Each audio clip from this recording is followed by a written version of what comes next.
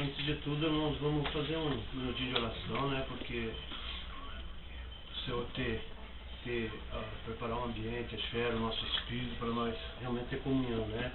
Na palavra de Deus e assim sermos iluminados, né? Porque os dias que nós estamos vivendo tantas coisas no dia a dia, né? Nos tira, digamos assim, da sobriedade, às vezes nos distancia do Senhor e pelo menos no momento que a gente para refletir, meditar, ter uma comunhão na palavra, eu acho que a gente precisa esquecer as coisas que ficaram lá para fora, né? Do dia a dia. O Senhor Jesus falou, onde tiver 2 ou 3 reunidos em seu nome, Ele estará. Então, além do Senhor estar em cada um de nós que cremos, pela onipresença do Senhor, o Senhor também está no nosso meio, né? Senhor Jesus. Amém? Então vamos fazer um minutinho de oração, né? Senhor Jesus. Louvado seja o nome do Senhor. Senhor Jesus, obrigado, Senhor. Obrigado, Senhor, por esse dia, por mais essa graça e misericórdia que o Senhor nos concede nessa noite. E mais uma vez podemos reunir em Teu nome. Ó, Senhor, agora nos esvazia. Esvazia de tudo aquilo, Senhor, que do dia a dia realmente nos tem tirado a sobriedade. Senhor, queremos agora reunir em Teu nome, que o Senhor seja o centro dessa reunião, dessa comunhão. Também desvenda a Tua palavra, remove todos os véus e que possamos ver, compreender aquilo que ainda não temos visto e compreendido. Senhor, sabemos que o Teu foco é o Teu reino, Senhor, a manifestação dele, mas hoje há a realidade desse reino. Então queremos viver tal realidade por meio dessa comunhão, por meio dessas reuniões. Senhor, nos ensina realmente a seguir o Senhor. Cria em nós um coração puro, um coração novo, renova-nos um espírito reto, dai-nos uma mente sóbria. Ó, Senhor, abençoe e prepara aqui um ambiente e a esfera, remove todos os véus. Queremos contemplar e ver o Senhor com o rosto totalmente desvendado. Senhor Jesus, amamos o Senhor, amamos a Tua igreja e declaramos que Tu és o Senhor. Amém e amém. Amém. Irmãos, eu acho que eu vou falar um pouquinho, porque eu vou ficar mais aqui. O seguinte, eu queria, nós primeiro, nós vamos ver se intercalamos um pouquinho aqui, um pouquinho cá, né? Esse diagrama que nós temos aqui, o que a gente usa alguns diagramas assim que é tipo escola, né? A escola tem o quadro negro lá, né? E a pessoa vai aprendendo, né? Porque vai ser escrito, vai ser, né? Então esse diagrama, realmente, além de nós usarmos diagrama, seguido às vezes a gente usa um projetor também, né? Para falar da palavra de Deus. Mas aqui no Valmir, agora nós estamos com esse diagrama que estava lá no irmão André, trouxemos para cá. Esse aqui fala do mistério da vida humana. E esse aqui fala do processo da economia de Deus. A palavra economia de Deus não é... Uma vez uma irmã perguntou assim, economia de Deus significa que Deus é econômico? Não tem nada a ver. Ela é uma palavra grega, que ela é... No grego ela significa oikonomia, que é o plano de Deus. E no português traduzido para nós é a economia de Deus, né? Então esse é o processo do plano de Deus, como que Deus planejou na eternidade passada, tá? Depois de criar o mundo, criar todas as coisas, né? E no fim de todas as coisas ele vai obter o êxito, né? Que é de ter sua igreja gloriosa, sem mácula, sem ruga, santa e sem defeito, né? Então o Senhor teve que passar por um processo até ele poder realmente alcançar o objetivo dele, aquilo que ele planejou lá na eternidade passada, né? E quando ele planejou lá na eternidade passada, Deus planejou ter o ser humano, ter o homem. Nós somos o centro da obra de Deus na Terra. Todo ser humano é o centro, né? Então Deus projetou, digamos assim, Ele projetou o ser humano aqui, ó, de acordo com isso aqui, ó. Aqui nós temos esse diagrama, então aqui simbolizando aqui, ó, para os irmãos quiserem olhar, ó. Vamos nessa circunferência aqui, ó. Isso aqui como fosse o nosso corpo, essa outra parte um pouquinho mais interior, nossa alma, que é o nosso psicológico, e lá no mais interior, o nosso espírito humano. Então o ser humano foi criado com corpo, alma e espírito. Deus, ao criar o ser humano, Deus criou assim, um ser tripartido, corpo, todo mundo sabe e vê, é para nós contatar o mundo biológico, o mundo material, né? Nós contatamos o mundo externo, né? Com a nossa alma, que ela é um pouquinho mais no interior, nós contatamos o mundo psicológico, entendeu? A palavra alma no grego, ela significa psique, Por isso que existe hoje a psicologia, a psiquiatria, que são médicos que se formam para tratar doenças da alma, né? Então é da mente, né? Então a nossa alma é a nossa psique, é a nossa personalidade, o nosso intelecto, né? E o nosso espírito, que é o mais profundo, que está lá no íntimo, entendeu? Que é o espírito humano. Então, qual é a diferença de nós com um ser animal? Um animal, ele tem apenas corpo e alma. Ele tem o físico e o animal tem alma, porque o animal também ele raciocina, ele se alegra, ele chora, se entristece. O animal tem até depressão, né? Essas são as faculdades da nossa alma. Então, a diferença entre nós e um animal é que o animal não contém o espírito. E nós, seres humanos, temos um espírito. Mas por que Deus criou o ser humano com espírito? Com um propósito e um objetivo, de um dia poder vir e entrar no espírito do homem e habitar no homem. Isso é o que Deus planejou lá na eternidade passada. Antes de Deus criar qualquer partícula desse universo, Deus planejou ter o homem dessa maneira, porque Deus é espírito e ele criou o homem com o espírito para que, por meio desse espírito, o homem possa receber Deus, que é espírito. Né? Esse é o plano de Deus. O plano de Deus para o homem não é o homem ter uma religião, uma boa conduta exterior, entendeu? E andar retinho, corretinho, e achando que isso está bom. Não, o plano de Deus é que o homem precisa receber Deus no espírito dele. E a partir desse momento, desse encontro que o homem tem com Deus, Deus e o homem se mesclam, se unem. Aqui, ó, nesse diagrama que dá para ver, por exemplo. Um dia alguém nos veio e nos anunciou o Evangelho, pregou a Cristo Jesus como Salvador e Senhor, e nós passamos a crer genuinamente em Jesus de todo o nosso coração, como Romanos 10:9 fala, né? Que com o coração se crê para a justiça e com a boca se confessa a respeito da salvação. Então, no momento que realmente nós cremos genuinamente em Cristo Jesus, Deus que estava fora de nós, entendeu? Entrou em nós. Lá onde? Lá no nosso espírito, lá no interior. Está vendo aqui? O espírito, a alma e o nosso corpo, que é a parte externa. Deus automaticamente, instantaneamente, ele entrou em nós. Passou a habitar no nosso espírito. Isso a Bíblia chama de regeneração. A Bíblia chama isso de o novo nascimento. Por quê? Por que um novo nascimento? Porque o nascimento nosso de pai e mãe, esse nascimento biológico, humano, que é um nascimento adâmico, nós nascemos descendente de Adão, nós nascemos caído, destituído, separado da glória de Deus. Eu só quero que os irmãos abram Romanos, só para ver isso aqui, ó. Romanos, capítulo 3, versículos 21 a 23. Quer ver? Senhor Jesus, vamos lá. Romanos 3, quer ver, irmãos?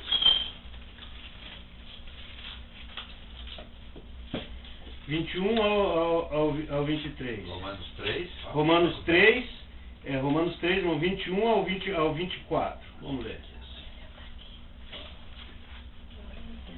Senhor Jesus.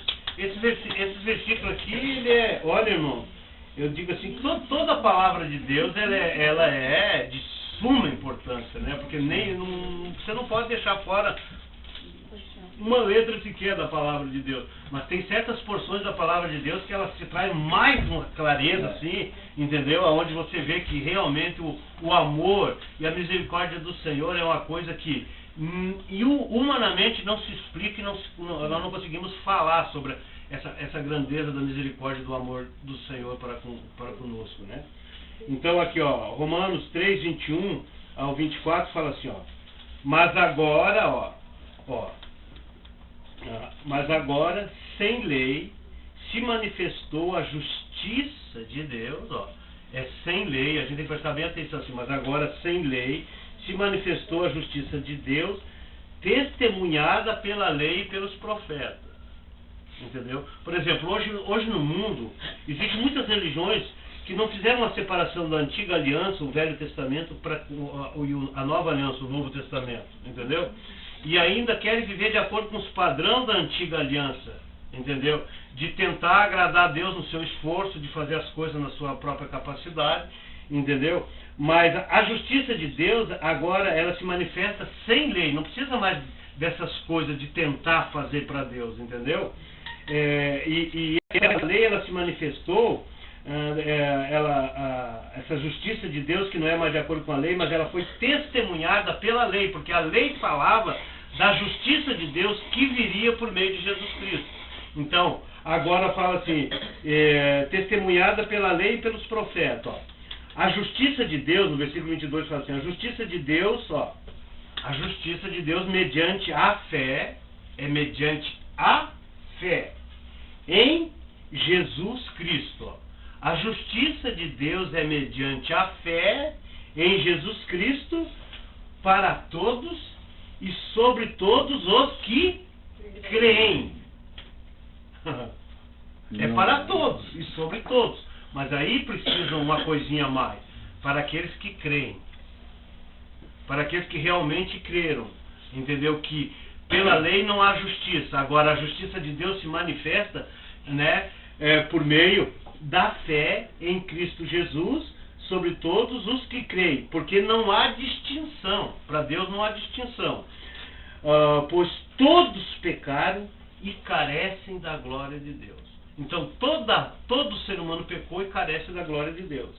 Então ele fala assim, ó, sendo justificado gratuitamente por sua graça, mediante a redenção que há em Cristo Jesus. Então aqui está mostrando que todos nós pecamos e carecemos da glória de Deus. A justiça de Deus ela é manifestada mediante a fé em Cristo Jesus para todos, sobre todos os que creem.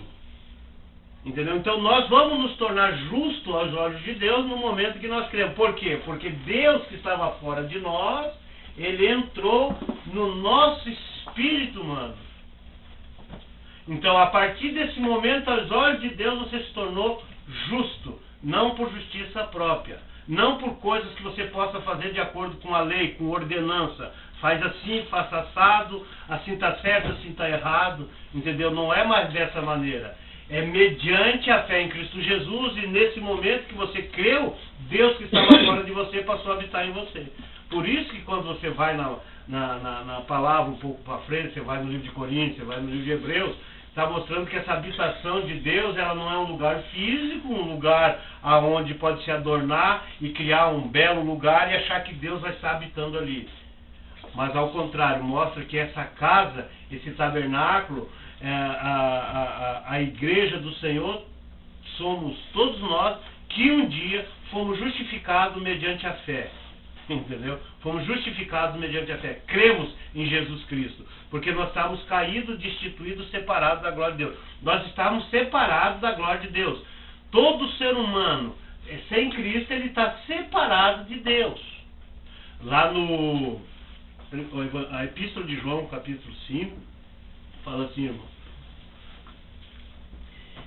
que Deus tem a vida eterna está no Filho, quem tem o Filho tem a vida, e quem não tem o Filho de Deus não tem a vida eterna. Então não é uma questão que a vida eterna ela está em alguma chamada religião ou em alguma chamada coisa que eu possa fazer para Deus, achando que Deus vai me conceder essa vida eterna por meio de eu fazer algo. Não.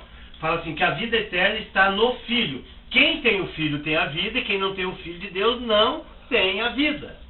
Entendeu? Mas de que maneira receber essa vida, que é a vida eterna, o novo nascimento? É por meio da fé, por meio do ato de crer, não é por meio de fazer. Porque tudo que é necessário para que o homem receba isso, Deus fez por meio de Jesus. Deus realizou, a obra é dele. O processo da obra, ao levar a cabo essa obra adiante, foi tudo Deus que realizou. O homem não precisou mover um dedo para receber a salvação de Deus. A única coisa que Deus pede é que você abra o teu coração e receba. Então, nesse momento, Deus entrou no teu espírito. Aí, por isso que você vai lá em 1 Coríntios capítulo 3 e fala assim, ó, Paulo falou à igreja em Corinto, assim, ele disse assim, não sabeis vós que sois o templo de Deus e que o Espírito de Deus habita em vós? E se alguém destruir o templo de Deus que sois vós, Deus o destruirá. Porque o templo de Deus que sois vós é santo. Então, não sabeis vós que Deus está em vós. É o que Paulo estava dizendo para a igreja em Corinto. A igreja era o povo de Deus, mas eles não tinham essa percepção, eles não tinham essa visão. Eles tinham crido, tinham se tornado a igreja do Senhor naquela localidade, naquela cidade, né? Ela fazia parte de Roma. Corinto era uma cidade que pertencia a Roma. Mas eles não sabiam. Aí Paulo está fazendo até uma pergunta: não sabeis vós, sois o templo de Deus, que o Espírito de Deus habita em vós? Então, onde é que Deus habita? Deus está habitando lá no nosso espírito. Se uniu a nós. Então, nesse momento, nós nos tornamos o templo, a habitação. E isso não só foi para a igreja em Corinto, até os nossos dias atuais é a mesma coisa. No momento que cada pessoa ouve o Evangelho, as boas novas da salvação de Deus e crê na obra do Senhor, e realmente ele vê que ele está caído, destituído, separado da glória de Deus, automaticamente Deus passou a habitar nele. Ele tornou-se a habitação de Deus. E Deus não muda mais isso. Mesmo que você venha falhar, errar, tropeçar no teu caminho, ter algumas fraquezas, alguns delitos, digamos assim, você não vai deixar de ser essa habitação de Deus. Há sequela, há disciplina, há correção de Deus, há. Isso não resta dúvida. Deus não ama o pecado, mas Ele ama o pecador, né? Senhor Jesus. Então isso aqui dá para ver, ó. Deus entrou no nosso espírito. Mas isso é apenas o ponto de partida do plano de Deus. O homem está caído, separado dele. Então, não adianta Deus dar um montão de regra e regulamento externo, porque não funciona, porque nós estamos caídos. Então, a gente até sempre brinca, por exemplo, gastar vela com defunto morto não adianta, né? Não vai resolver o problema, né? Então, nós estamos mortos. Não adianta nós estamos mortos nos nossos delitos e pecados. Em Adão, todos nós estamos mortos no nosso pecado, estamos separados de Deus, entendeu?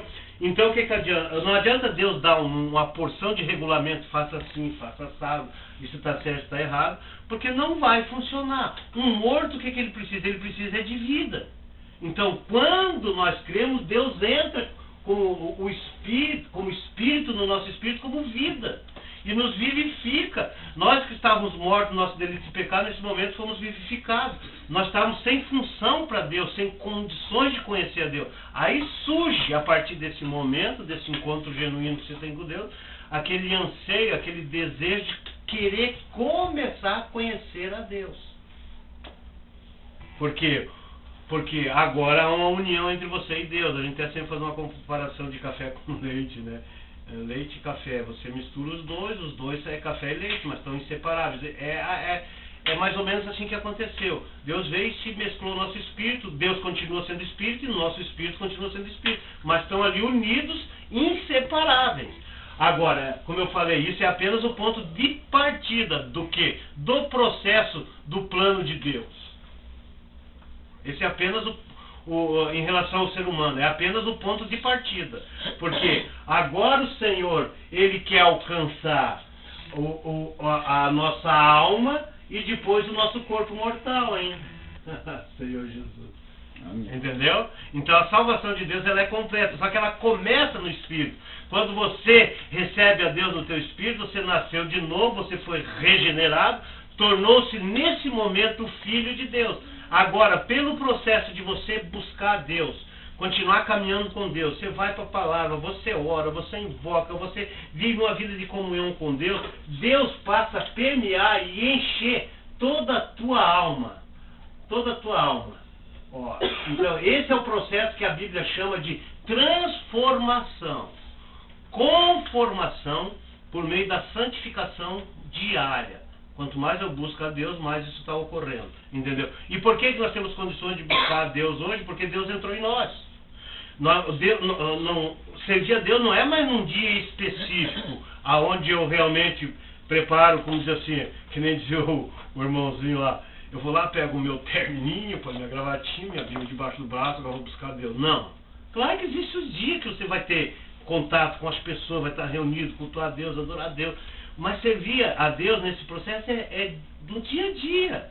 Nas coisas mais comuns do nosso dia a dia, nós devemos aprender a estar em comunhão com Deus, e assim Deus vai enchendo a nossa alma. Aí Ele vai mudando a nossa condição. O Senhor vai nos transformando. De repente nós amávamos tanto as coisas do mundo, amávamos o mundo é tão colorido, tão delicioso, e é mesmo. Se nós dissermos que o mundo não é bom, é mentira. Humanamente é uma delícia. o mundo. Mas por que o mundo deixa de ser atrativo? Não é porque existe uma lista de proibição, isso você pode, isso você não pode. Se você ainda deve servindo a Deus de acordo com isso, você está na antiga aliança. Entendeu? Então segue-se que Cristo morreu em vão. Gálatas 2:21 fala, se nós queremos ser justificados pela lei, então segue-se que Cristo morreu em vão. Então o que acontece? Quanto mais você tem esse viver, mais Deus vai te transformando. E mais as atrações pelo mundo, pelas coisas pecaminosas, vão perdendo a influência na nossa vida. Porque se você pega e faz uma lista do que você pode fazer, do que você não pode fazer, como hoje, principalmente todo o cristianismo praticamente faz isso, quanto mais você proíbe, mais avulta o pecado, mais o pecado toma força. Você entendeu? Porque nós somos matéria, nós temos a nossa carne aqui, então realmente o que nós precisamos é uma substituição de vida. Entra de Deus e a nossa passa realmente a perder, digamos assim, a função em relação às coisas do mundo, em relação ao pecado, em relação às coisas que Deus não ama, entendeu? E graças ao Senhor, isso a Bíblia chama de transformação. Romanos 8:29 fala assim, nós somos predestinados para sermos conformados à imagem e semelhança do Filho de Deus. Né? E aos que chamou, ele justificou, o que justificou, ele santificou, os que santificou, ele glorificou. Entendeu? Você está mostrando um processo depois que você creu, o que vai acontecer na sua vida. E tanto que quando você chega na palavra de Deus aqui, você chega lá na eternidade e você vê o homem totalmente perfeito, como Deus é perfeito, por meio desse trabalhar de Deus nas nossas vidas. Então no Novo Testamento é isso. O Senhor veio para dentro de nós para que nós pudéssemos realmente nos tornar pessoas perfeitas como Ele é perfeito. Lá em Mateus capítulo 5, e o versículo 46, o Senhor fala, né? 48, perdão, o 46, uma coisa assim, diz assim, sede perfeito como o vosso Pai Celeste é perfeito. Então por meio desse processo de Deus entrar em nós vamos nos tornar perfeitos, porque a vida de Deus começa a nos encher, vai nos enchendo, vai nos enchendo, vai nos enchendo, entendeu? E esse é um processo que vai durar a vida toda, irmão. Enquanto nós estiver aqui, isso não vai cessar. Ninguém vai estar ao ponto de assim, poxa, eu não preciso mais realmente estar buscando a Deus, contatando a Deus. Né? Então nós precisamos aprender a servir a Deus no Espírito. Por isso que a Bíblia é cheia de versículos falando a esse respeito. Você vai no livro de Romanos 1:9, o Paulo falou isso, né? O apóstolo disse assim, Deus a quem eu sirvo em meu Espírito. Né? E Gálatas capítulo 5 também fala, né? Se vivemos em Espírito, se andemos em Espírito, vivemos também em Espírito, né? Então a questão é viver no Espírito para andar em comunhão com Deus. Viver no Espírito é estar em comunhão, em união com o Senhor, em união com Deus para que essa transformação ocorra. E quando o Senhor voltar, o Senhor vai redimir o nosso corpo. Isso a Bíblia chama de a redenção do corpo. Colossenses 3:21, Romanos 8, 1 Pedro 2, versículo 3, fala. Aí, esses 3 capítulos mostram sobre a redenção do nosso corpo. É esse processo aqui, ó. Deus entrou lá, agora ele começou a se expandir, ó. Está vendo essas setinhas aqui, irmãos? Ó, significando para nós entender melhor. O significado de setinha é o seguinte, que Deus que está no nosso espírito, agora ele está se expandindo para dentro da nossa alma, ó, para dentro da nossa alma. A nossa alma está sendo enchida de Deus. E isso que eu vou precisar que é a transformação, isso é o encher do azeite, que lá na parábola de Mateus capítulo 25, fala que as virgens ali que morreram, que são cristãos que morreram no decorrer da história, essas 10 virgens, qual era a diferença de umas? Umas tinham o azeite na vasilha, tinham o azeite na lâmpada e na vasilha. E outras tinham o azeite apenas na lâmpada, mas não tinha na vasilha. Aqui é fácil de nós entender. O que é o azeite na lâmpada? É o Espírito de Deus no nosso espírito. Porque a lâmpada do Senhor é o nosso espírito. Provérbio 20:27 fala. Entendeu? Então, a diferença, que umas só tinham Deus no seu espírito, entendeu? E elas não tinham o azeite na vasilha, que elas não tinham sido enchido de Deus na sua alma. A diferença está aí. E outras que tinham azeite no seu espírito, que tinha Deus no seu espírito, simbolizado pelo azeite, elas também tinham azeite na vasilha, quer dizer, a alma delas, o intelecto, a personalidade da pessoa tinha sido enchida totalmente de Deus. Estava cheia de Deus. Entendeu? Então a diferença está ali. Umas se encheram, outras não se encheram. Por quê que umas se encheram do azeite na sua vasilha e outras não? Por causa que buscaram. Aí quando o Senhor voltou, aí essas que não tinham azeite, quer dizer, não tinham Deus enchido a sua alma, elas foram pedir para aquelas que tinham Deus enchido a sua alma, que tinham azeite na vasilha, disse, dai-nos do vosso azeite. Aí elas disseram bem assim, as que tinham, não podemos, para que não nos falte. Significa que ninguém pode, se encher de Deus pelo outro. Por exemplo, eu faço isso por mim, não consigo fazer pelos meus filhos. E os meus filhos também, se eles quiserem se encher de Deus, eles vão ter que buscar. Aí, às vezes disseram assim, ide comprar. Significa assim, comprar é pagar preço. Tudo que você compra, você paga um valor. Vai no mercado, você comprou, você paga. Significa que eu preciso pagar esse preço hoje, de que maneira? Buscando, orando, indo para a palavra, renunciando, tomando a minha cruz, sabe, invocando o Senhor. Esse é pagar o preço para encher-se do azeite na vasilha, quer dizer, encher-se de Deus na minha alma, no meu psicológico, né? Entendeu? Se esse processo acontece, ao noivo quando voltar, nós vamos ser qualificados como virgens prudentes. Virgens prudentes, que tinham azeite na vasilha e na lâmpada. Então, aí nós vamos receber como recompensa aqui, ó. Isso aqui, irmão, o reino, ó. O reino de Deus. A manifestação do reino de Deus. E esse reino, nós temos que entender bem, não é uma questão da eternidade com o novo céu, a nova terra, a nova Jerusalém. O reino nada mais é que a manifestação do reino que hoje é uma realidade. O que é a realidade do reino de Deus hoje? É quando você vive nessa esfera aqui, deixando Deus encher você, deixando encher tua alma. Você está vivendo na realidade do reino de Deus. Quando o Senhor voltar, você vai estar na manifestação deste reino. Entendeu? Então, a realidade do reino hoje é isso aí, é viver uma vida de comunhão com Deus, não mais de acordo com regras e regulamento, de acordo com a lei. Porque se o regulamento e regra tivesse dado resultado, não se buscava uma nova aliança, quer dizer, feita por meio da vida, né? Agora, na nova aliança, não há necessidade que alguém nos ensine como proceder, entendeu? Mas há um